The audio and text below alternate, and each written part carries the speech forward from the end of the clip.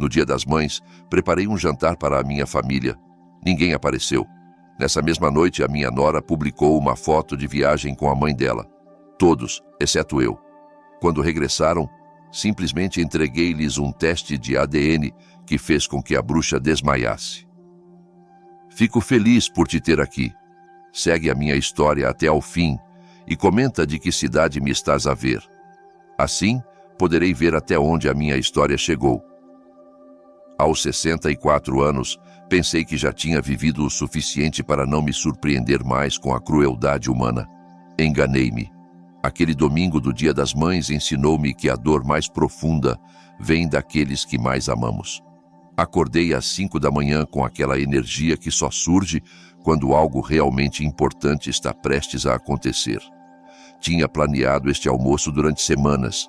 Não era apenas uma refeição, era a minha oportunidade de mostrar à minha família que ainda era a matriarca, que a minha casa ainda era o centro onde todos nos podíamos reunir, que eu ainda importava.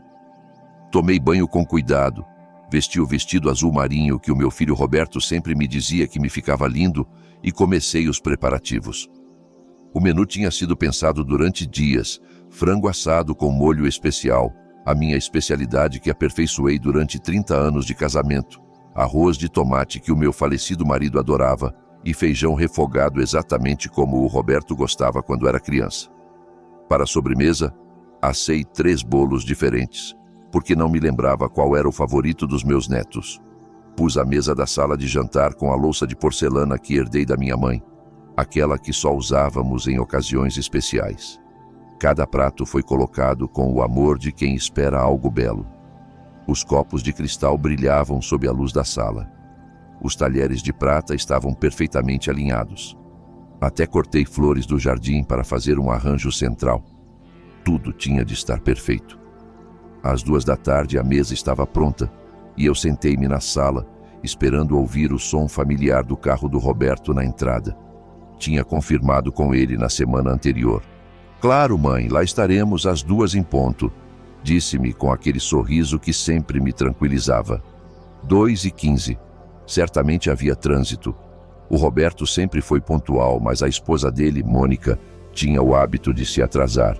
Já me tinha habituado a esperá-la. 2h30. Talvez as crianças se tivessem demorado a arranjar. O Sebastião tinha 12 anos e ultimamente tinha se tornado muito vaidoso com a aparência. E a Sofia, de 8 anos, insistia sempre em vestir vestidos diferentes até encontrar o perfeito. 3 da tarde. O molho do frango começava a ficar demasiado espesso.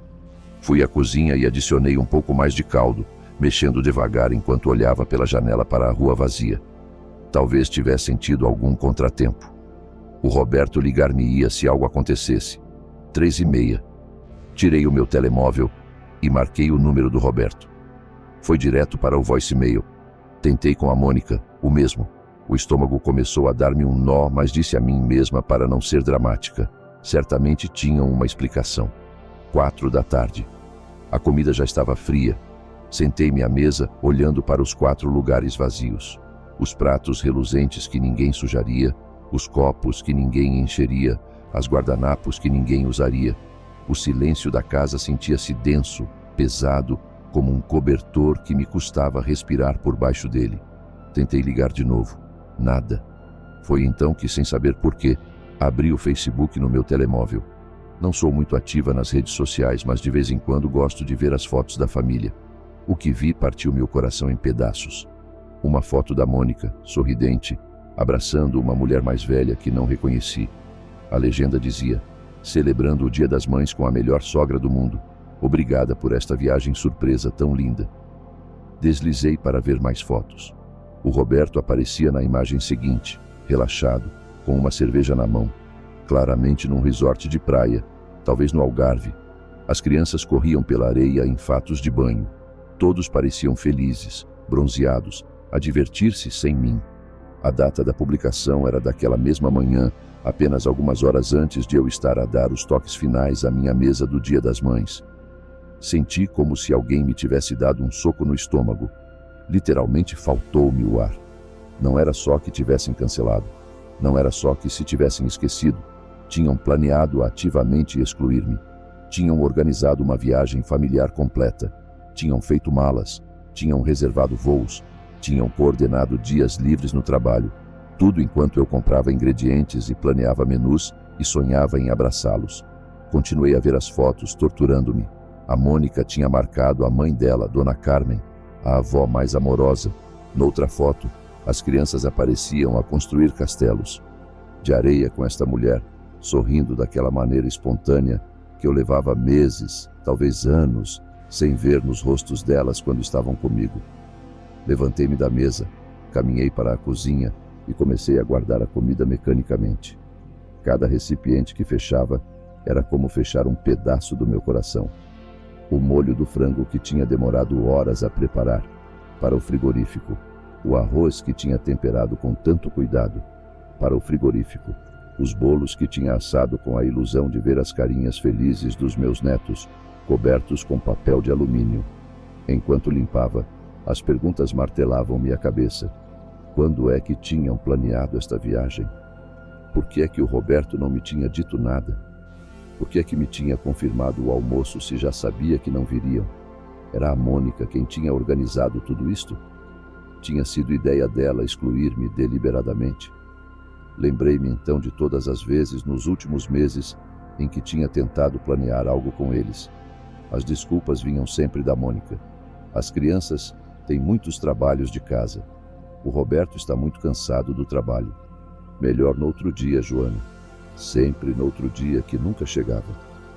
Naquela noite, sentei-me na minha poltrona favorita, a mesma onde tinha amamentado o Roberto há mais de 30 anos, e chorei.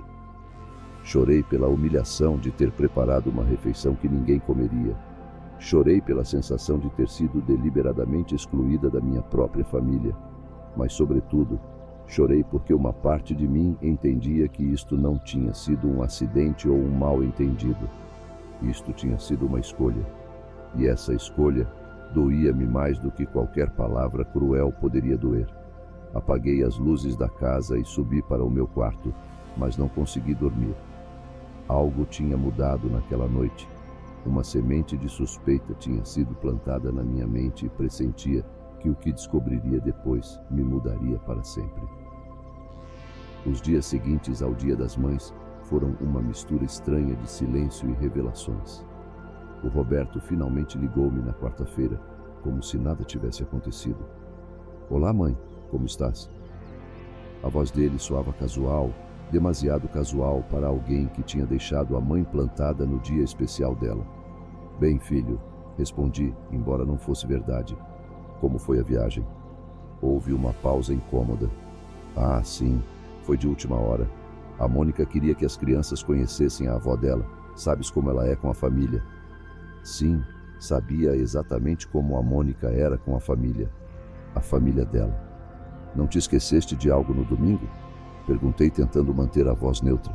Outra pausa. Mãe, desculpa muito. Complicou-se tudo. Compensamos em breve, prometo. Essa conversa ficou a dar-me voltas na cabeça durante dias. Algo no tom dele, nas desculpas, soava ensaiado, como se tivesse praticado o que me diria.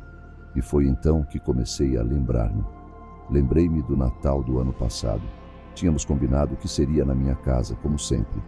2 dias antes, a Mônica ligou-me com voz doce, mas firme. Joana, mudança de planos. A minha mãe está um pouco triste e queremos passar o Natal com ela. Tu entendes, não é? És tão compreensiva. Claro que entendi, ou pelo menos fingi. Passei esse Natal sozinha, a ver filmes antigos e a comer os pastéis que tinha preparado para toda a família. Lembrei-me do aniversário do Sebastião em março. Tinha comprado o presente perfeito, uma bicicleta que ele tinha pedido durante meses. Quando cheguei à festa, descobri que a outra avó já lhe tinha dado exatamente a mesma bicicleta, mas de uma marca mais cara.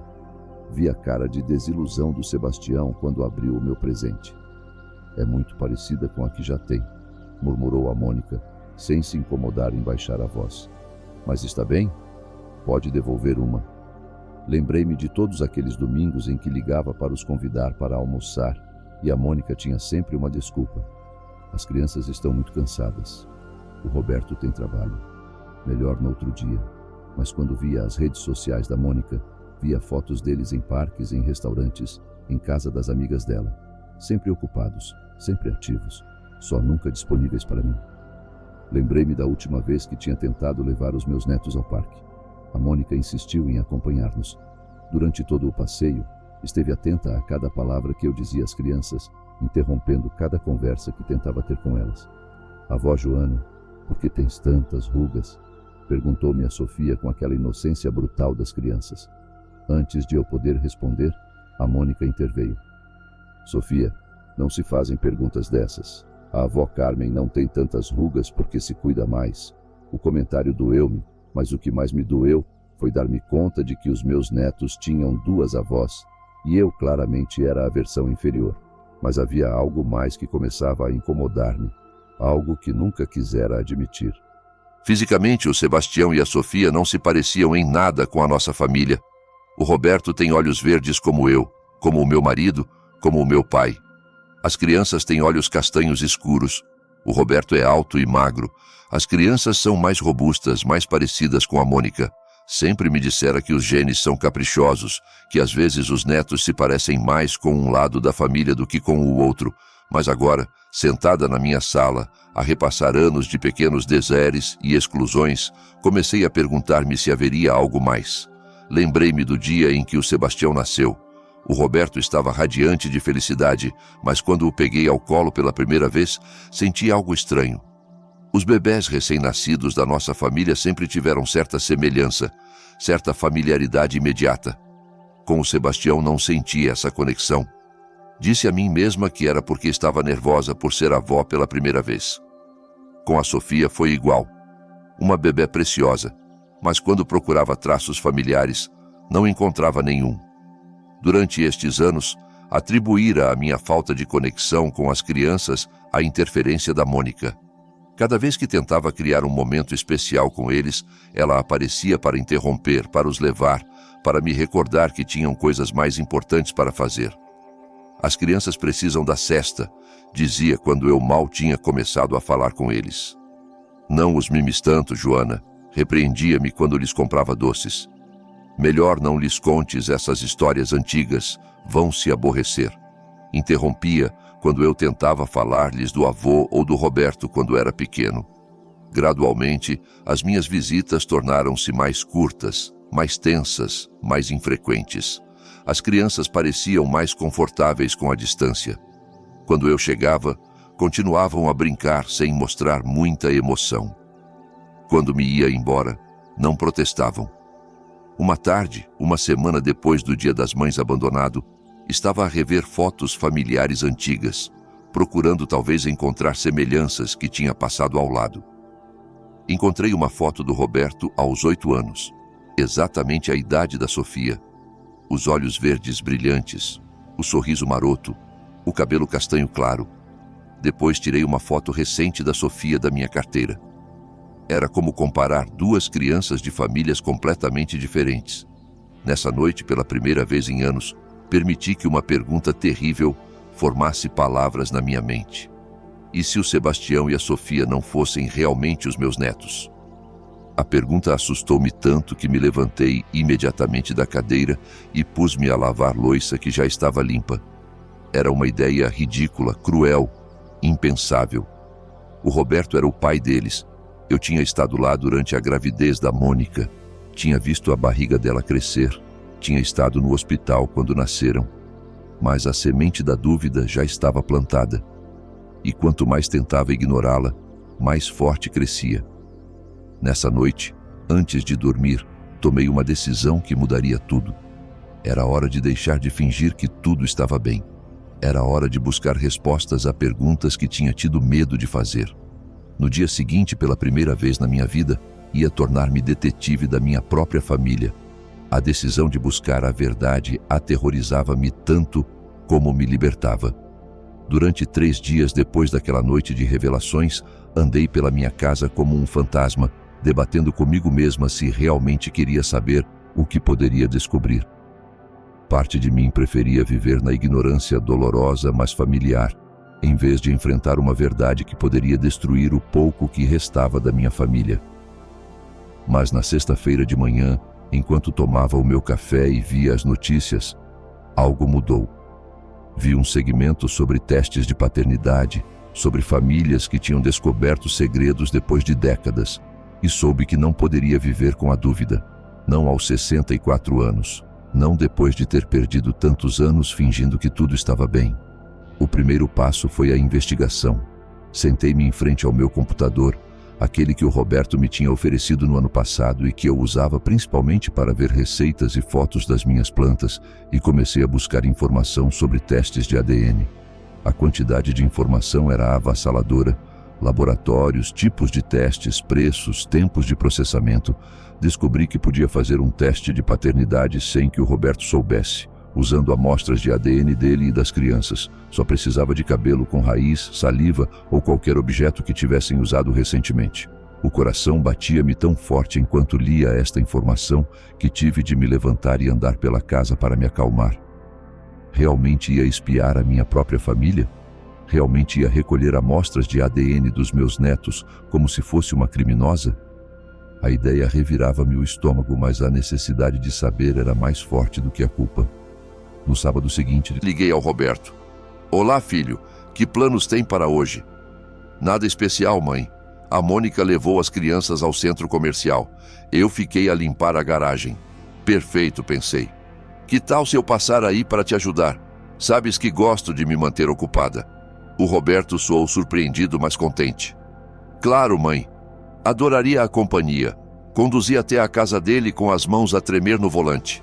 Na minha mala levava luvas de látex que tinha comprado na farmácia, sacos pequenos de plástico e um bloco onde tinha anotado exatamente o que precisava de procurar. Sentia-me como uma espiã num filme, exceto que esta era a minha vida real e as pessoas que estava a investigar eram a minha família. O Roberto recebeu-me com um abraço genuíno e por um momento a culpa quase me consumiu. Parecia cansado, mas feliz por me ver. Trabalhamos juntos a organizar ferramentas e a limpar prateleiras, e foi como nos velhos tempos, quando ele era adolescente e me ajudava nas tarefas da casa.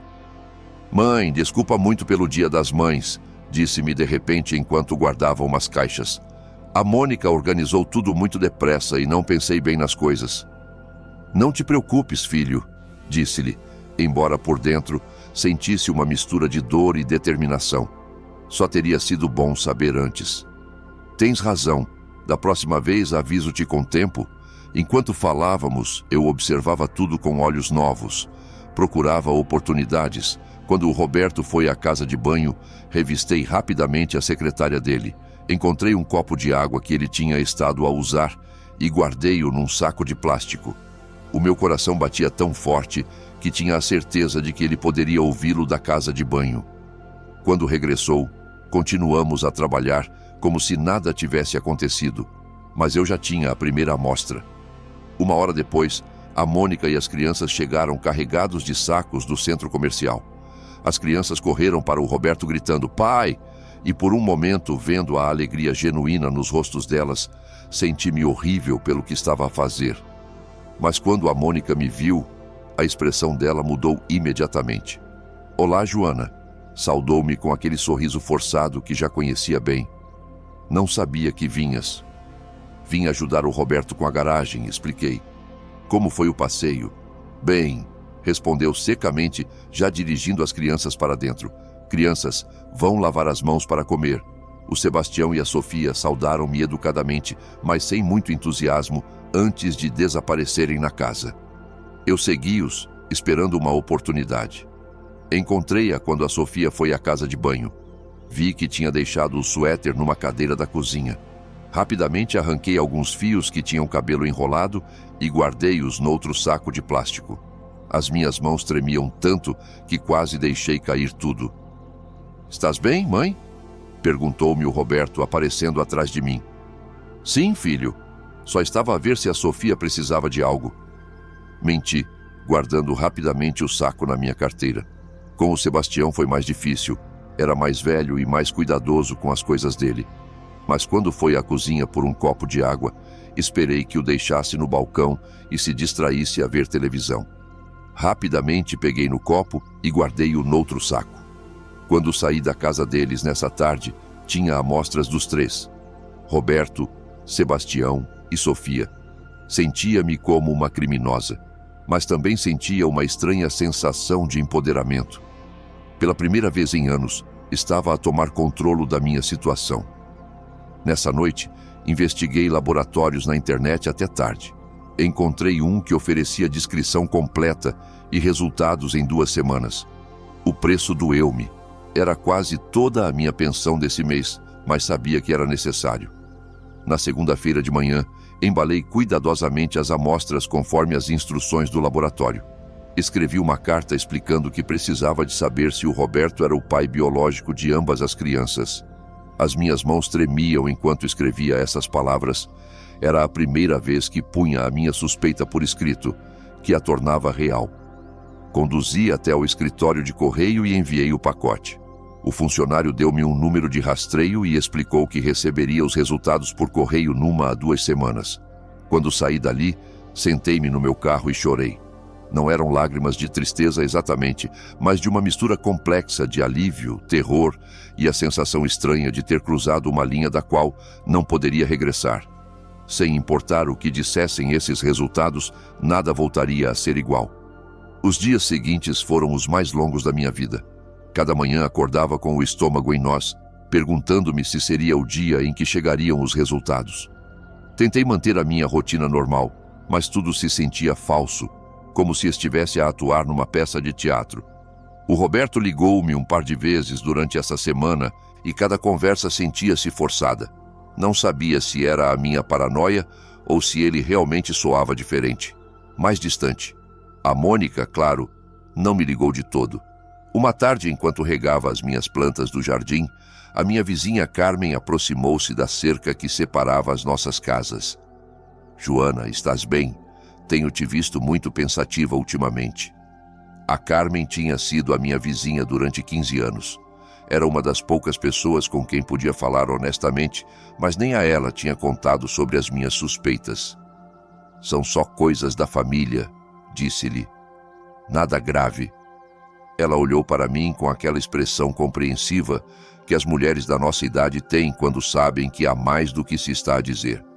"Se precisares de falar, sabes onde me encontrar", disse-me. "Às vezes, os segredos pesam mais quando os carregamos sozinhos." As palavras dela ficaram comigo o resto do dia. Os segredos pesam mais quando os carregamos sozinhos, mas este segredo não era só meu. Pertencia a toda uma família que poderia desmoronar-se quando a verdade saísse à luz. 2 semanas depois do envio, chegou o envelope. Reconheci-o imediatamente pelo logótipo do laboratório no canto. As minhas mãos tremiam tanto que não consegui abri-lo nesse momento. Deixei-o na mesa da cozinha e andei por toda a casa respirando fundo, preparando-me para o que quer que estivesse prestes a descobrir. Finalmente sentei-me, abri o envelope e li as palavras que mudariam a minha vida para sempre. As palavras no papel pareciam tão inocentes, tão técnicas, tão frias para algo que estava prestes a destruir o meu mundo. Probabilidade de paternidade, 0,00%. Li-o 1 vez, 2 vezes, 3 vezes, esperando que as palavras mudassem, que houvesse algum erro, que os meus olhos me estivessem a enganar. Mas não havia erro.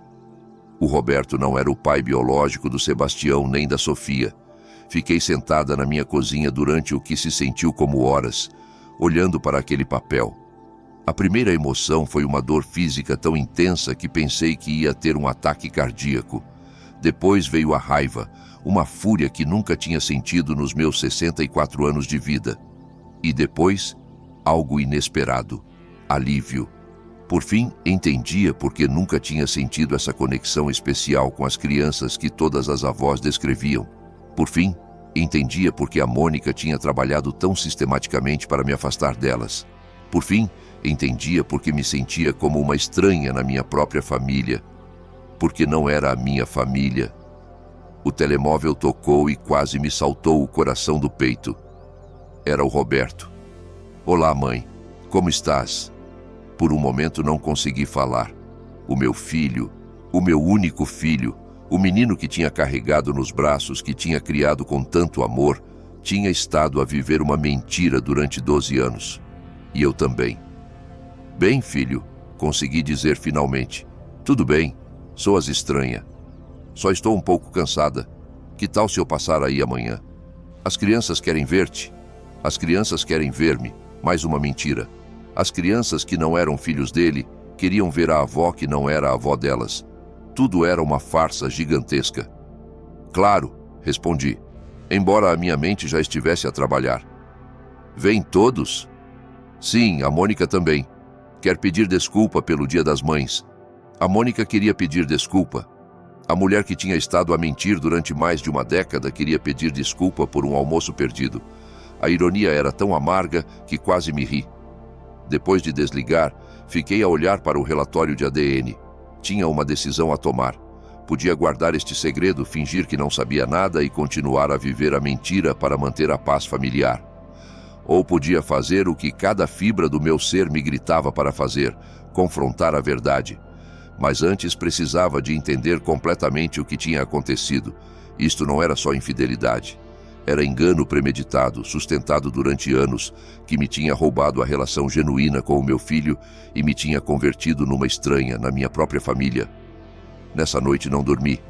Fiquei acordada a lembrar-me de cada sinal que tinha ignorado, cada momento incômodo que tinha justificado, cada vez que a Mônica tinha interferido entre o Roberto e eu. Tudo começava a fazer sentido agora. Lembrei-me de quando o Sebastião nasceu. A Mônica insistiu que o parto fosse num hospital privado noutra cidade, longe de onde vivíamos. Disse que tinha melhores médicos, mas agora perguntava-me se tinha sido para controlar quem estava presente, que informação se partilhava.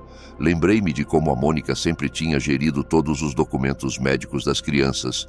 O Roberto nunca tinha ido sozinho a uma consulta médica com elas. Sempre era a Mônica quem falava com os médicos, quem preenchia os formulários, quem tinha acesso a toda a informação. Lembrei-me de todas as vezes que tinha comentado sobre os olhos castanhos das crianças, tão diferentes dos olhos verdes da nossa família, e como a Mônica sempre tinha uma explicação pronta. Os genes da minha família são muito dominantes. O meu avô tinha exatamente esses olhos. Às vezes os traços saltam gerações. Mentiras. Tudo eram mentiras cuidadosamente construídas. Às 6 da manhã, já estava vestida e a preparar café. Tinha um plano. Se iam vir pedir desculpa, eu ia dar-lhes a oportunidade de dizer a verdade. Ia dar-lhes a oportunidade de serem honestos pela primeira vez em 12 anos. E se não o fizessem, então eu revelaria o que sabia. Passei o dia a limpar a casa obsessivamente, a cozinhar como se fosse receber visitas importantes, mas na realidade estava a processar as minhas emoções. Cada atividade dava-me tempo para pensar em como gerir o confronto. Deveria falar primeiro com o Roberto a sós? Deveria confrontar diretamente a Mônica? Deveria simplesmente pôr o relatório na mesa e deixar que eles explicassem? Decidi que queria ver as reações deles quando não soubessem que eu sabia a verdade. Queria ver se algum deles tinha a decência de me confessar voluntariamente. Às 4 da tarde, ouvi o carro na entrada. O meu coração começou a bater tão forte que podia ouvi-lo nos meus ouvidos. Olhei-me no espelho do hall uma última vez. Uma mulher de 64 anos com cabelo grisalho perfeitamente penteado, vestida com a sua blusa favorita, prestes a confrontar a maior mentira da sua vida. O Roberto entrou primeiro, com aquele sorriso genuíno que sempre me tinha tranquilizado. Por um momento duvidei. O meu filho não sabia. O Roberto era tão vítima das mentiras da Mônica como eu, mas ele era um homem adulto que tinha direito a conhecer a verdade sobre as crianças que acreditava serem suas. A Mônica entrou depois carregando flores que obviamente tinha comprado pelo caminho. O sorriso dela era diferente do Roberto. Era calculado, ensaiado. Joana, trouxe estas flores para me desculpar pelo Dia das Mães, disse com voz doce. Realmente sentimos muito. As crianças entraram a correr, como sempre, diretamente para a sala, sem me saudarem realmente. Era o comportamento normal delas, mas agora via-o com olhos diferentes. Não era timidez ou falta de conexão. Era a naturalidade de crianças que realmente não tinham laços emocionais profundos comigo. Obrigada pelas flores, disse, pegando nelas. Sentem-se, preparei café e bolachas. Durante a primeira meia hora, tudo decorreu com normalidade forçada. O Roberto contou-me sobre o trabalho dele. A Mônica fingiu interesse nas minhas plantas. As crianças brincaram na sala, mas eu estava a observar cada gesto, cada palavra, cada reação. Então decidi fazer o meu primeiro teste. O Sebastião parece-se muito contigo quando tinhas a idade dele, disse ao Roberto, mentindo deliberadamente. O Roberto sorriu com orgulho paternal. Sim, toda a gente me diz o mesmo. A Mônica, no entanto, ficou rígida. Os olhos dela moveram-se nervosamente para mim, depois para o Roberto, depois de volta para mim. Embora também tenha traços da minha família, acrescentou rapidamente. O meu irmão era igualzinho nessa idade. Mais uma mentira. Conhecia o irmão da Mônica. Não se parecia em nada com o Sebastião. E a Sofia, continuei, tem um sorriso tão diferente do de todos nós. De onde terá tirado esse sorriso tão particular? Desta vez, a Mônica quase se engasgou com o café. As crianças são únicas, disse finalmente. Às vezes não se parecem exatamente com os pais. É verdade, disse com calma, enquanto a minha mão se movia discretamente para a minha mala, onde tinha guardado o relatório de ADN. Os genes podem ser muito surpreendentes. O silêncio que se seguiu foi tenso. O Roberto parecia confuso com o rumo da conversa. A Mônica parecia cada vez mais desconfortável, e eu preparava-me para o momento que mudaria as nossas vidas para sempre. De facto, disse devagar, tirando o envelope do laboratório, tenho aprendido muito sobre genética ultimamente. Os olhos da Mônica fixaram-se no envelope como se fosse uma cobra venenosa. O rosto dela perdeu toda a cor. Era hora de a verdade finalmente vir à luz. O envelope nas minhas mãos sentia-se como se pesasse 1000 quilos. A Mônica não conseguia desviar os olhos dele. O rosto dela tinha perdido todo o vestígio de cor e as mãos tremiam ligeiramente enquanto tentava manter a compostura. O Roberto, por outro lado, parecia completamente alheio à tensão que se tinha apoderado da sala. Genética? Perguntou o Roberto com curiosidade genuína. O que tens estado a investigar, mãe? Olhei diretamente para a Mônica quando respondi. Tenho estado a investigar sobre paternidade, filho. Sobre como os traços se herdam de pais para filhos. A Mônica levantou-se abruptamente, a chávena de café a tremer nas mãos dela. Acho que devíamos ir embora, disse com voz aguda. As crianças têm trabalhos de casa para fazer. Senta-te, Mônica, disse com uma calma que não sabia que possuía. Esta conversa é importante para toda a família. O Roberto franziu a testa, olhando entre a esposa e eu. De que estão a falar? O que se passa aqui? Tirei devagar o relatório do envelope. O papel rangeu no silêncio tenso da sala. A Mônica literalmente deixou-se cair no sofá, como se as pernas já não a pudessem sustentar. Roberto, disse, a minha voz surpreendentemente estável, há algo que precisas de saber sobre os teus filhos. O que sobre os meus filhos? A voz dele começava a mostrar alarme. Não são teus filhos. As palavras caíram na sala como uma bomba. O Roberto piscou os olhos várias vezes como se não tivesse entendido corretamente. O que disseste? A Mônica soltou um gemido abafado e cobriu a cara com as mãos. Na sala, o Sebastião e a Sofia tinham parado de brincar e olhavam para nós com confusão do sofá. Fiz um teste de ADN, continuei, estendendo o relatório ao Roberto. O Sebastião e a Sofia não são teus filhos biológicos. O Roberto pegou no papel com mãos trêmulas. Os olhos dele percorreram as linhas técnicas, as percentagens, as conclusões científicas que destruíam 12 anos da vida dele. Isto tem de ser um erro, murmurou, a voz mal audível. Tem de ser um erro, mãe. Não há erro, disse suavemente. Verifiquei os resultados 3 vezes. Consultei o laboratório. A probabilidade de seres o pai é 0%. O Roberto virou-se para a Mônica, que continuava com a cara entre as mãos. Mônica, disse, a voz dele a quebrar-se. Mônica, olha para mim. Ela levantou a cabeça devagar. Os olhos dela estavam vermelhos, mas não vi remorso neles. Vi raiva. Não tinhas direito, sussurrou-me com veneno. Não tinhas direito a fazer isto. A fazer o quê? Explodi, a minha calma finalmente a quebrar-se. A descobrir que tens estado a mentir durante 12 anos. A A descobrir que tens estado a roubar ao meu filho a oportunidade de conhecer os filhos verdadeiros dele. A descobrir que tens estado a roubar-me a oportunidade de ser uma avó real. Cala-te, gritou a Mônica levantando-se. Não sabes nada? As crianças assustaram-se com os gritos e começaram a chorar. O Roberto continuava a olhar para o relatório, como se pudesse fazer as palavras mudarem só de olhar fixamente. Quem é o pai? Perguntou o Roberto finalmente, a voz tão baixa que mal conseguia ouvi-lo. A Mônica não respondeu imediatamente.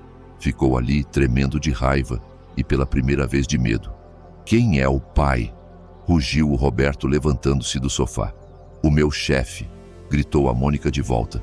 O meu chefe de quando trabalhava na construtora. Estás contente? Já tens toda a verdade que querias. O silêncio que se seguiu foi ensurdecedor.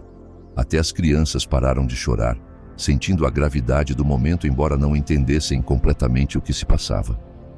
O Roberto deixou-se cair de novo no sofá, o relatório a amassar-se nas mãos apertadas dele. 12 anos, murmurou. 12 anos a criar filhos que não são meus. 12 anos a pagar pela educação deles, pela saúde, pela roupa. 12 anos a amá-los como se fossem.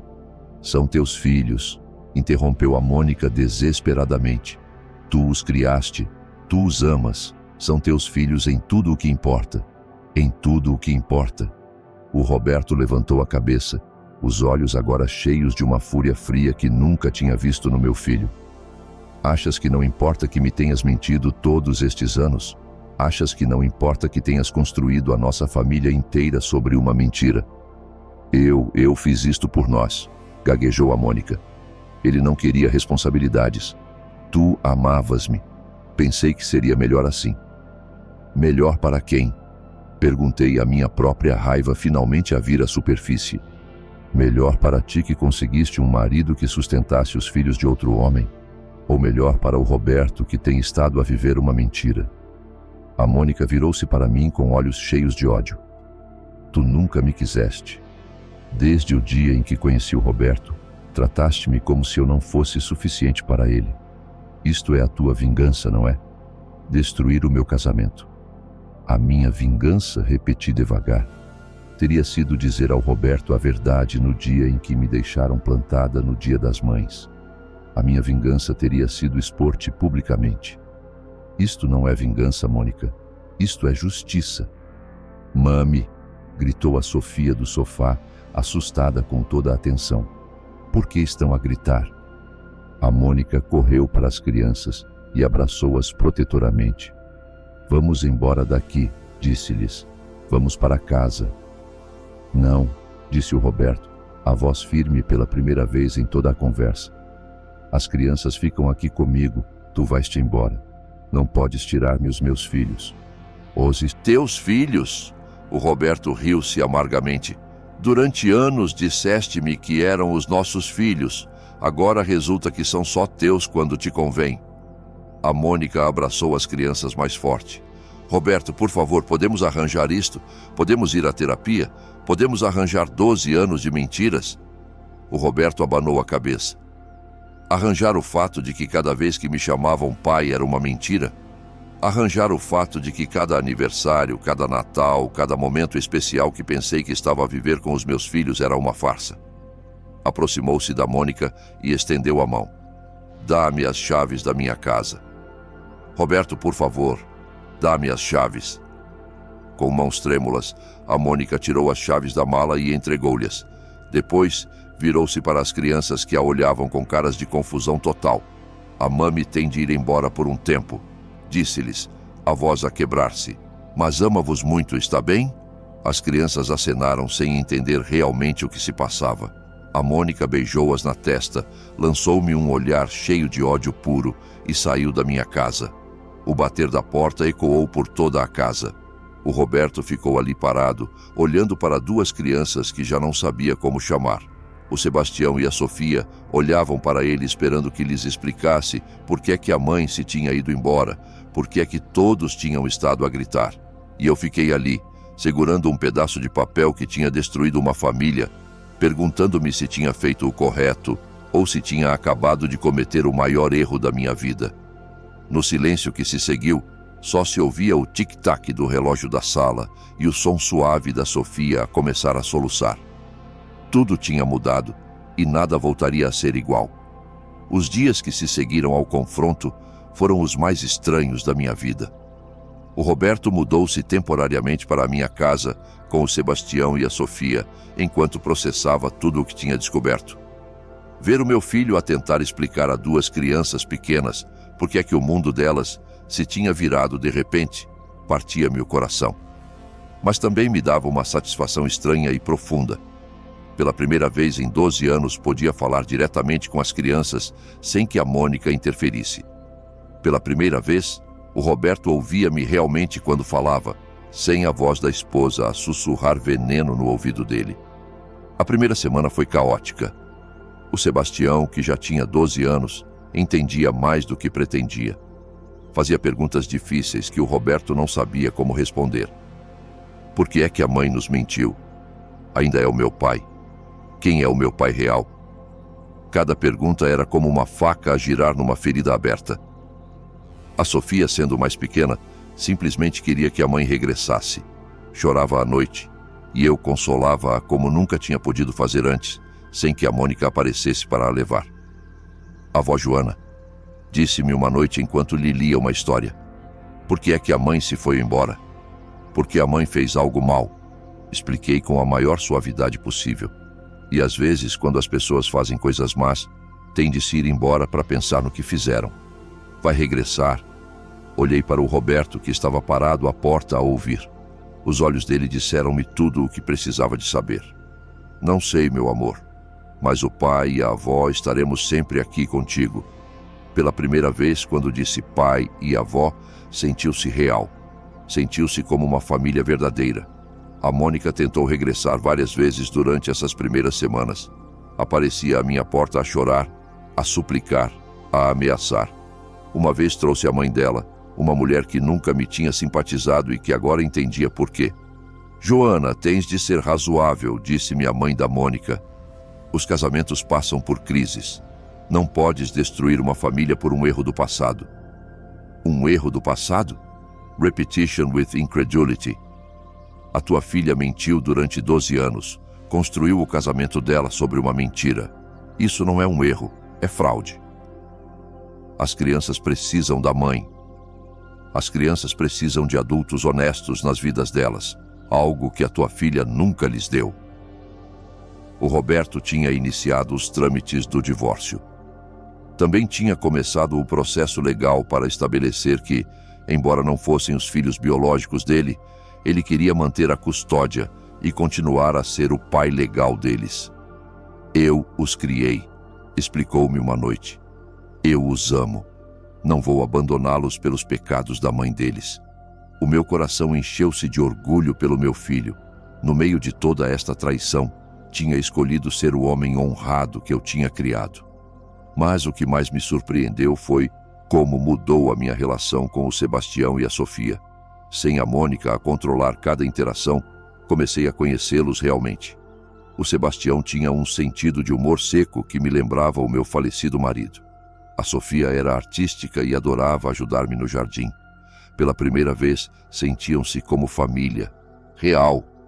Uma tarde, aproximadamente um mês depois da revelação, estava a preparar o jantar quando o Roberto se aproximou de mim na cozinha. Mãe, disse suavemente, preciso de te pedir perdão. Parei de cortar legumes e olhei para ele.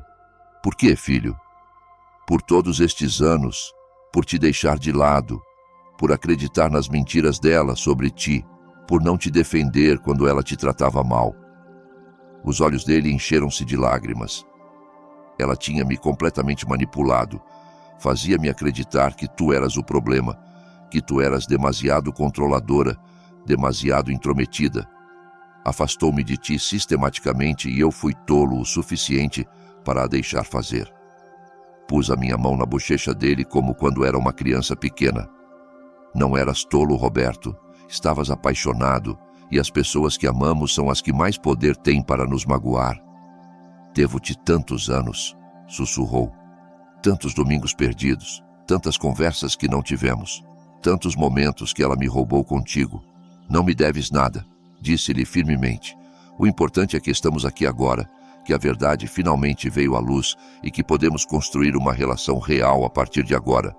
Nessa noite, enquanto deitava as crianças nas camas temporárias na minha casa de hóspedes, a Sofia pegou-me na mão. Avó Joana, posso dizer-te um segredo? Claro, meu amor. Gosto mais de estar aqui contigo do que na nossa casa anterior. Por quê? Porque aqui não tens de sussurrar. E o pai sorri mais. Tinha razão. Na minha casa não havia que andar na ponta dos pés à volta dos caprichos da Mônica. Não havia que medir cada palavra, cada gesto, cada expressão de carinho. Pela primeira vez em anos, o Roberto sorria genuinamente. 2 meses depois, o Roberto encontrou uma casa nova para ele e as crianças, mais perto da minha. Para que possas vê-los quando quiseres, disse-me. Para que possam vir aqui depois da escola, se quiserem. Para que sejamos uma família verdadeira.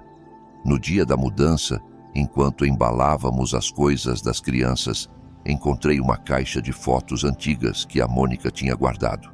Ao revê-las, encontrei algo que me gelou o sangue. Fotos dela com um homem que reconheci das reuniões da construtora onde tinha trabalhado.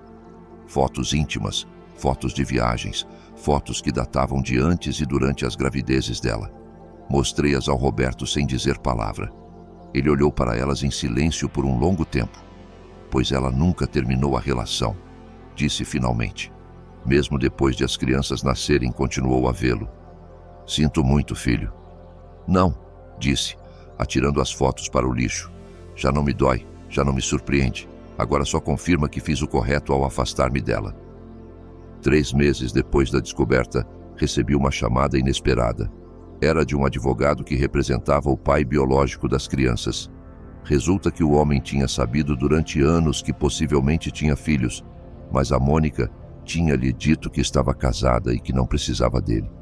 Agora que o segredo tinha vindo à luz, ele queria conhecer o Sebastião e a Sofia. O Roberto e eu tivemos uma conversa longa sobre isto. No final, decidimos que as crianças tinham direito a conhecer o pai biológico delas, mas nos nossos termos e ao nosso ritmo. Estás seguro? Perguntei ao Roberto. Podes perdê-los. Mãe, disse-me com um sorriso triste, mas genuíno. Já os perdi no dia em que descobri que não eram meus, mas também os ganhei de uma maneira diferente. Se os amo realmente, tenho de fazer o que é melhor para eles, não o que é mais fácil para mim. O meu filho tinha crescido tanto nestes meses. A traição da Mônica tinha o quebrado, mas também o tinha tornado mais sábio, mais compassivo, mais autêntico. Hoje, 6 meses depois daquele dia das mães que mudou tudo, estou sentada no meu jardim a ver o Sebastião e a Sofia a brincar com a mangueira. O Roberto está a grelhar hambúrgueres, algo que a Mônica nunca lhe permitia fazer porque sujava demasiado. As crianças têm uma relação supervisionada com o pai biológico delas nos fins de semana alternos. É complicado, mas estão a adaptar-se. O Roberto continua a ser o pai para elas, e isso nunca mudará. A Mônica tentou lutar pela custódia, mas quando vieram à luz todos os anos de mentiras dela, mais evidências da relação contínua dela com o pai biológico e testemunhos de como tinha manipulado e alienado a família, o juiz concedeu-lhe só visitas supervisionadas. Não sinto pena dela. Durante anos, fez-me sentir como uma intrusa na vida do meu próprio filho. Roubou-me anos de ser avó, anos de conhecer estas crianças, anos de ter uma relação próxima com o Roberto. Mas já não estou zangada. Estou em paz. Esta tarde, a Sofia correu para mim com uma flor que tinha colhido do jardim. Para ti, avó, disse-me, subindo para o meu colo sem que ninguém a afastasse de mim. Pela primeira vez em anos, senti-me como uma avó verdadeira, não só por título, mas por amor genuíno, por tempo partilhado, por momentos reais. A verdade tinha doído, tinha destruído mentiras confortáveis e tinha fraturado uma família. Mas dessas fraturas tinha emergido algo mais forte, mais autêntico, mais real. Aos 64 anos, aprendi que nunca é demasiado tarde para reclamar o teu lugar na tua própria vida. Nunca é demasiado tarde para exigir honestidade. E nunca é demasiado tarde para construir uma família baseada em amor real em vez de mentiras convenientes. O preço da verdade tinha sido alto, mas a liberdade que trouxe consigo não tinha preço.